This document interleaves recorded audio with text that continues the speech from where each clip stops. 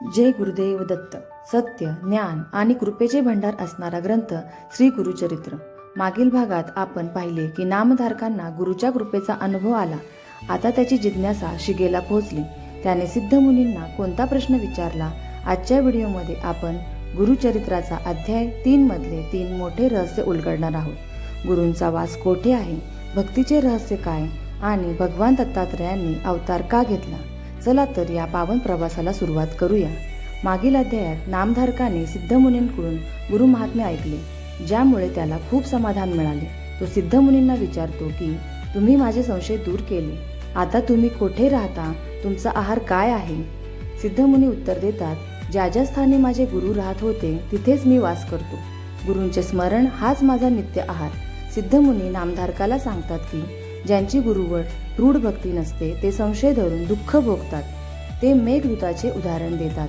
ज्याप्रमाणे मेघ वृष्टी करतो पण ते पाणी सखोल जागीच साचते, उथळ जागी साचत नाही, त्याचप्रमाणे श्री गुरूंची कृपा भक्तांवर सारखीच होते, पण ती दृढ भक्ती असलेल्या शिष्यांच्या अंतकरणातच टिकते व फलद्रूप होते.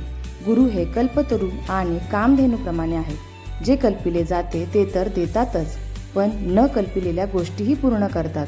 चला तर मग अध्यायाच्या कथेला सुरुवात करूया. दत्तात्रय अवताराचे कारण.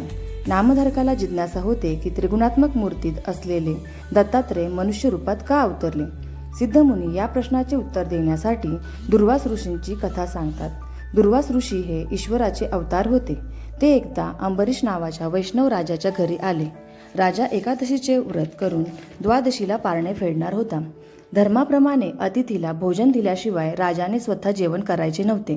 पण दुर्वास ऋषींना स्नान करायला वेळ लागला आणि द्वादशीची वेळ निघून जाईल म्हणून राजाने शास्त्रानुसार फक्त तुळशीचे तीर्थ घेऊन पारणे सोडले.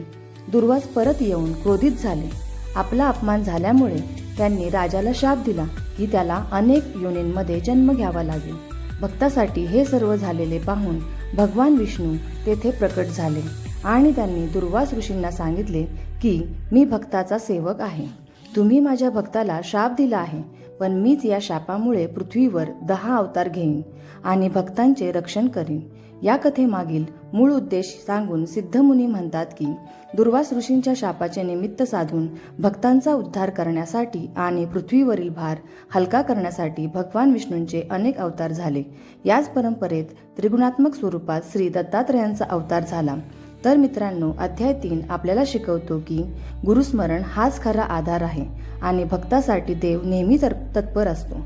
जर तुम्हाला ही माहिती उपयुक्त वाटली असेल तर व्हिडिओला लाईक करा, शेअर करा, कमेंट करा. जय गुरुदेव दत्त.